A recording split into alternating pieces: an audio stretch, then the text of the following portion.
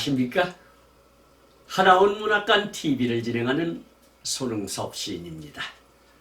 시청자와 문인 여러분, 오늘도 함께해 주셔서 감사합니다. 여러분, 제가 제공하는 방송을 보시고 조금이라도 도움이 되셨으면 좋겠습니다. 도움이 되셨다면 주변의 지인에게도 추천해 주시기 바랍니다. 하나원 시인을 널리 알리는 것은 진행자의 사명이며 큰 보람입니다. 오늘 소개할 자서전은 나의 슬픈 반생기 챕터 92 마의 38소를 넘다를 소개하도록 하겠습니다. 마의 38소를 넘다는 1962년 7월 30일 사판으로 발행된 나의 슬픈 반생기 223페이지에 수록된 글을 근거로 방송하게 됨을 알려드립니다. 챕터 92 마의 38선을 넘다. 마의 38선, 죽음의 38선. 이름만 들어도 무시무시한 이 38선을 넘는다는 사람들이 목숨을 떼어놓고 결사적으로 넘는 이야기는 많이 들었다. 또 여기서 죽은 사람의 이야기도 많이 들었다. 소련군과 보안대원의 총격으로 쓰러진 사람들, 한탄강에서 강 건너다가도 빠져 죽은 사람들, 경계선을 중심 삼아서 살인과 강간과 강도를 하는 사람에게 죽은 사람들, 총에 맞아 죽은 사람들, 길을 잃고 동사한 사람들 등등, 이 얼마나 몸소리 나는 38선인가. 어떻게 넘으면 이 사선을 잘 넘을까 하는 불안과 공포심은 갑자기 내가 지옥 한복판에 빠지고 있는 것 같다. 아무리 가볍고 죽어도 시원한 문둥이 몸이라 하여도 죽음이 눈앞에 부딪히니 공포심이 생긴다. 더욱이 감옥에 있는 아우와 아르 행방을 알고 또한 구출하기까지는 살아야 할 몸이라 생각하니 38선이 더욱 무섭고 비로소 38선 4선에서 내 몸이 귀중함을 깨달았다.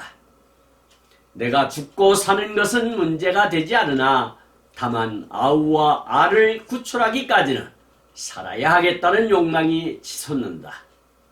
세심한 경계와 조심으로 사고 없이 38선을 넘으려고 이를 악물고 초목 사이를 걸으며 기며 소리 없이 다가서며 간다. 석양이 마지막 황혼을 불같이 태울 무렵이다. 한탄강이 눈앞에 보인다. 한탄강은 첩첩산중 절벽과 절벽 사이의 계곡을 깎으며 굽이쳐 흐른다. 그 푸른 강물과 험한 깎아지른 절벽의 대안의 지형은 마치 북부지방의 피얼슨의 소설에 나오는 휘율 같다. 강물은 볼수록 신비스럽고 죽음을 삼키려는 시퍼런 에메랄드 그린 빛깔로 무섭다. 이 유곡강류의 뻐꾸기가 원한같이 슬피운다. 또 꿩은 목이 찢어지는 소리로 무엇에 놀란 것 같이 바쁘게 사방에서 찍찍 찢고 있다. 날이 어두워지니 부엉이도 부엉부엉 예언같이 운다. 산천이 명명한다. 천지가 막막하다. 이 사이에 살아서 숨쉬는 나는 죽음 같다. 38선, 정확히 말하자면 북위 38도선이다. 이 악마의 38선은 피비린내 나는 한국의 사형선이다. 제2차 대전 후 일본의 항복으로 말미암아 미국과 소련이 한국을 양단한 인위적인 경계선이다.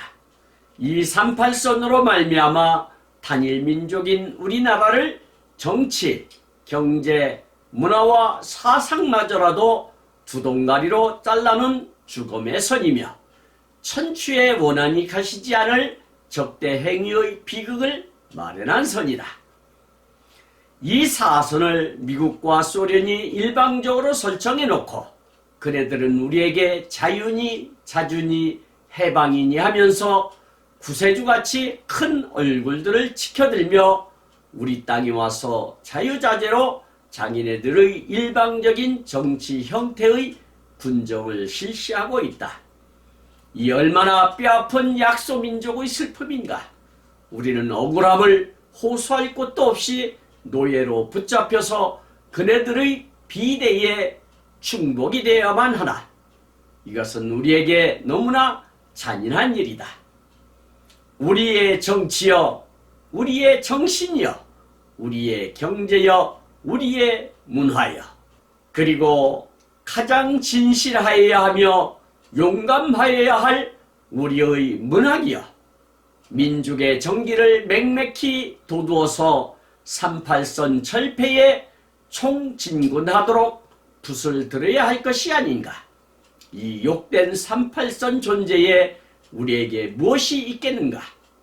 그것은 우리에게 창백한 죽음밖에는 없을 것이다 라고 챕터 91을 기록하고 있습니다. 시청하시면서 혹 이해가 가지 않는 문장이 있었나요? 아니면 어려운 단어가 있었나요? 조금 더 깊이 있게 살펴보도록 하겠습니다. 첫 번째 단원을 보도록 하겠습니다. 마의 38선, 죽음의 38선.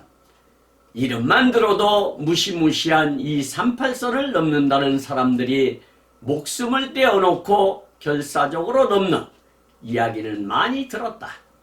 또 여기서 죽은 사람의 이야기도 많이 들었다. 소련군과 보안대원의 총격으로 쓰러진 사람들, 한탄강에서 강 건너다가도 빠져 죽은 사람들, 경계선을 중심 삼아서 살인과 강간과 강도를 하는 사람에게 죽은 사람들, 총에 맞아 죽은 사람들, 길을 잃고 동사한 사람들 등등, 이 얼마나 몸서리 나는 38선인가 라고 챕터 91을 열고 있는데요. 이 대목을 보면 그저 남북을 갈라놓은 경계선쯤으로 배우고 생각했는데 무시무시한 일들이 무수히도 많이 벌어지는 곳이었군요.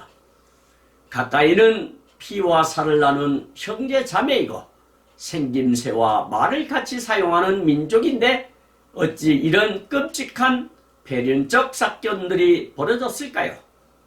몇몇의 잘못된 패권주의가 낳은 페르나적인 것이지요.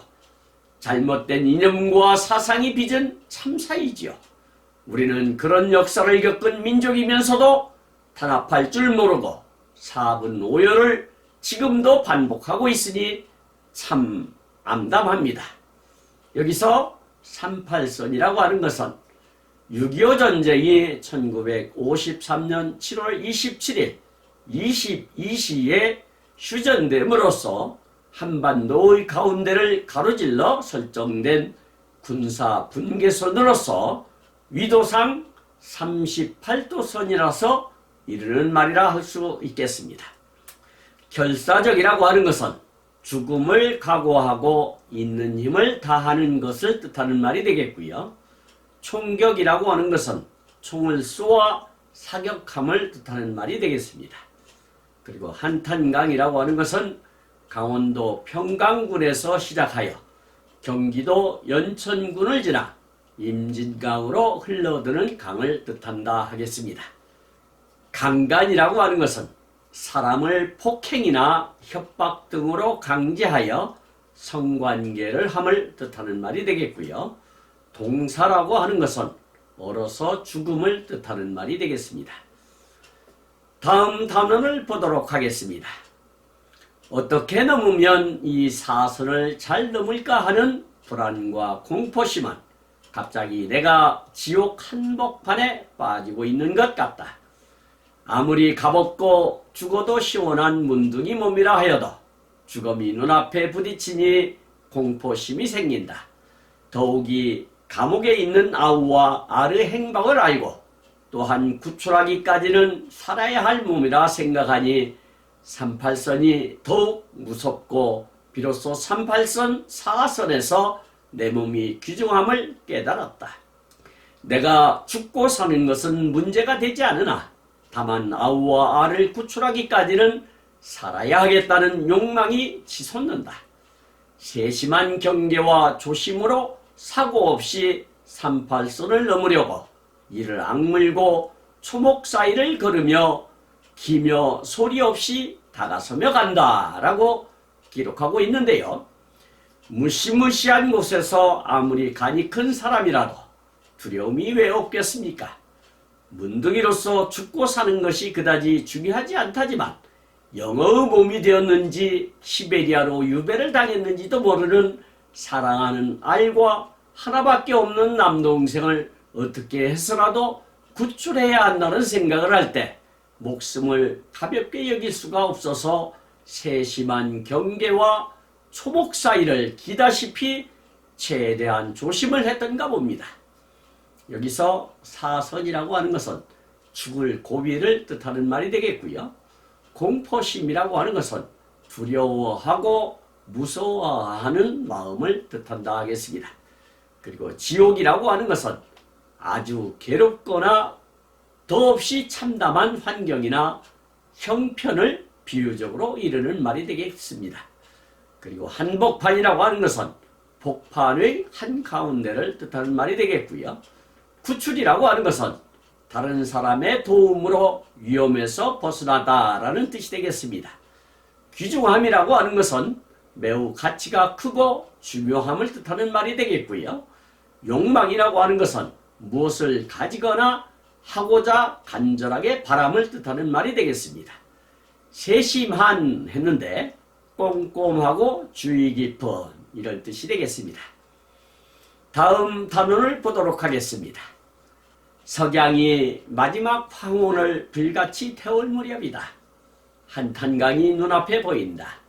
한탄강은 첩첩산 중 절벽과 절벽 사이에 계곡을 깎으며 굽이쳐 흐른다.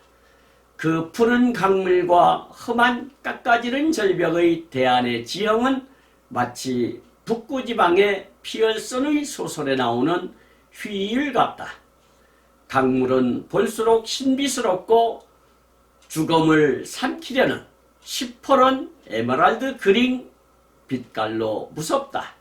이 유곡 강류의 뻐꾸기가 원한같이 슬피운다. 또 꿩은 목이 찢어지는 소리로 무엇에 놀란 것 같이 바쁘게 사방에서 찍찍 찢고 있다.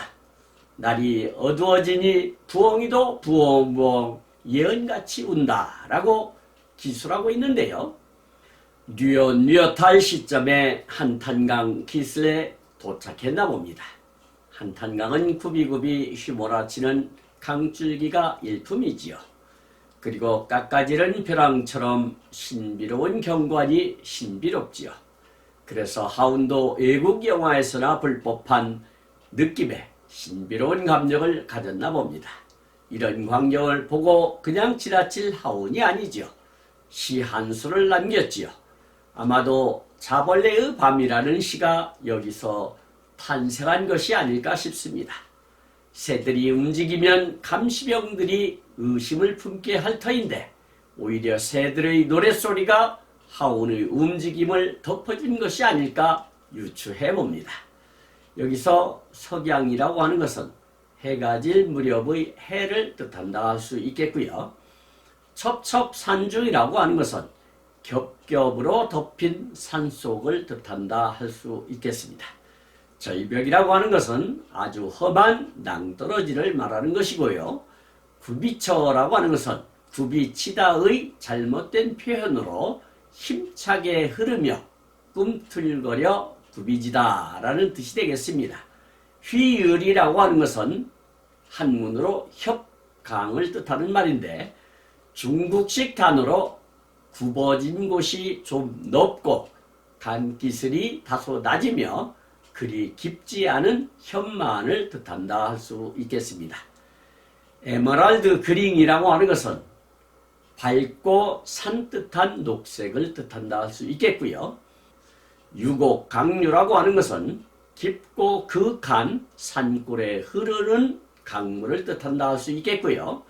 예언이라고 하는 것은 앞으로 일어날 일을 미리 알거나 짐작하여 말함을 뜻한다 할 수 있겠습니다. 다음 단원을 보도록 하겠습니다. 산천이 명명한다. 천지가 막막하다. 이 사이에 살아서 숨쉬는 나는 죽음 같다. 38선, 정확히 말하자면 북위 38도선이다. 이 악마의 38선은 피비린내 나는 한국의 사형선이다.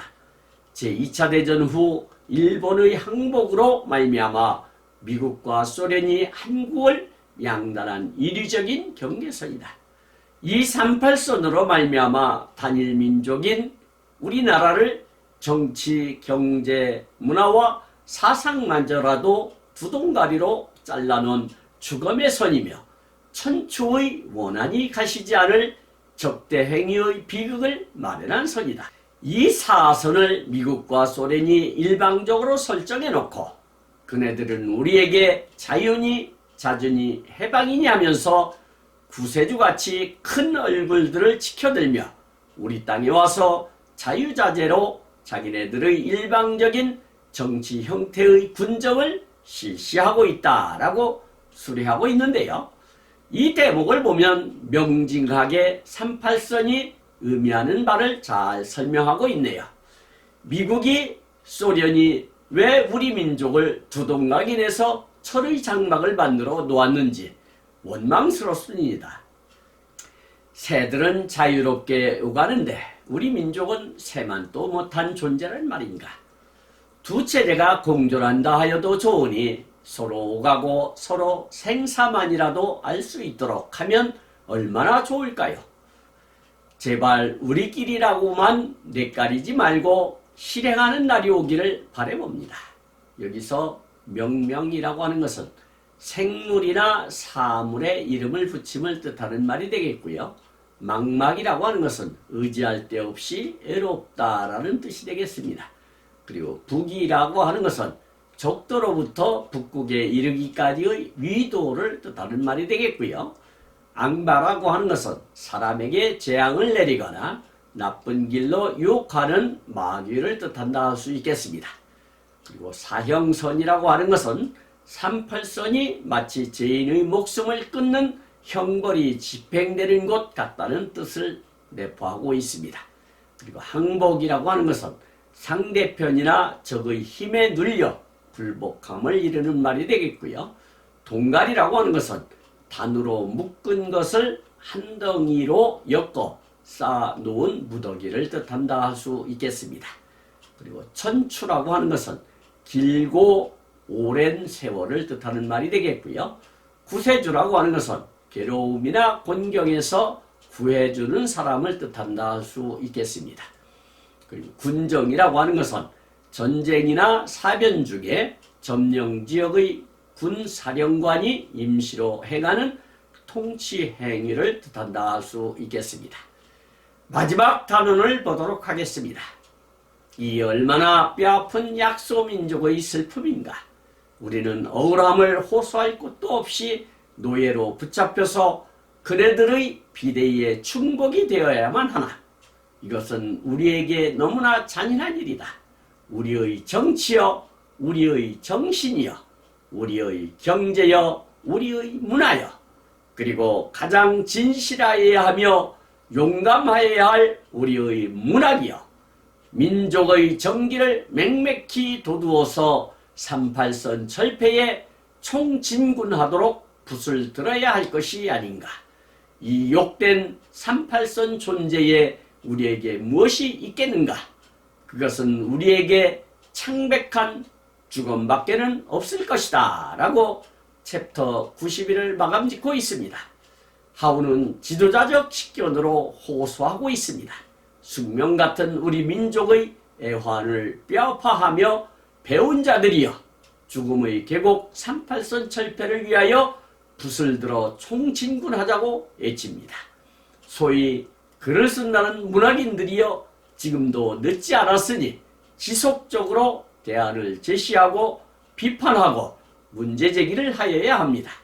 지금도 단어가 서로 달라지고 있으며 삶의 질도 이질적으로 바뀌어가고 있습니다. 우리는 하나로 합쳐져야 합니다. 더 늦기 전에 말입니다. 절대로 두 나라로 지속되면 안 됩니다. 여기서 약소민족이라고 하는 것은 강대 국가에 의하여 정치적으로나 경제적으로 지배를 받는 민족을 뜻하는 말이 되겠습니다. 그리고 호소라고 하는 것은 억울하고 원통한 사정을 남에게 강한 주장이나 표현으로 하소연함을 뜻하는 말이 되겠고요. 노예라고 하는 것은 남에게 자유를 빼앗겨 불임을 받는 개인이나 계층을 뜻한다 할 수 있겠습니다. 그리고 충복이라고 하는 것은 마치 종처럼 어떤 사람을 충직하게 받드는 사람을 비유적으로 이르는 말이 되겠고요. 정기라고 하는 것은 천지 만물을 생성하는 근원이 되는 기운을 뜻한다 할 수 있겠습니다. 맹맥히라고 했는데 마음이나 가슴이 기운이 막혀 답답하게 라는 뜻이 되겠습니다. 철폐라고 하는 것은 기존에 있던 제도나 법규 따위를 폐하여 없앰을 뜻하는 말이 되겠고요. 총진군이라고 하는 것은 있는 힘을 다 동원하여 하는 진군을 뜻한다 할 수 있겠습니다. 그리고 붓이라고 하는 것은 글씨를 쓰거나 그림을 그리거나 색칠을 할 때 쓰는 기구를 뜻하나 여기서는 글의 힘을 뜻한다 할 수 있겠습니다. 욕된 했는데 남의 인격을 무시하는 모욕적인 말을 뜻하는 말이 되겠습니다. 그리고 창백한 했는데 푸른 기가 돌 만큼 핏기가 없는 이런 뜻이 되겠습니다. 지금까지 함께 하신 시청자와 문인 여러분 감사합니다. 제가 하나원 문학관 TV를 방송하는 이유는 고난과 역경을 딛고 문학의 꽃을 피우신 하나원 시인을 널리 알리기 위해서입니다. 여러분의 주변이나 하나원 시인에 관심 있으신 분께서는 인터넷 포털 다음의 카페에서 하나원 문학관을 검색하여 가입하시면 고 하나원 시인에 대한 다양한 자료를 접할 수 있으며 많은 시인과 문학활동을 함께 할 수 있습니다. 그리고 유튜브에서 하나원 문학관 TV를 검색하시면 하나원 시인의 진면목을 발견하실 수 있습니다. 다음 제285화는 하나원 시인의 자서전 나의 슬픈 발생기 챕터 93 한탄강에 눈물 뿌리고를 소개하도록 하겠습니다. 그리고 광고 말씀드리겠습니다. 하나원 문학관에서는 화면의 사진과 같이 문인의 등용문인 제호 파랑새라는 문학지를 6월 20일경과 12월 20일경 두 차례 발간하고 있습니다. 파랑새 제10집은 문은님의 적극적인 참여로 12월 17일 출간되어 택배로 배송되었습니다. 협조해 주신 문은님께 깊이 감사드립니다. 또다시 파랑새 제11집을 촘촘히 준비하여 주시기 바랍니다. 더욱더 알찬 내용으로 찾아뵙겠습니다. 감사합니다. 진행의 손흥섭이었습니다.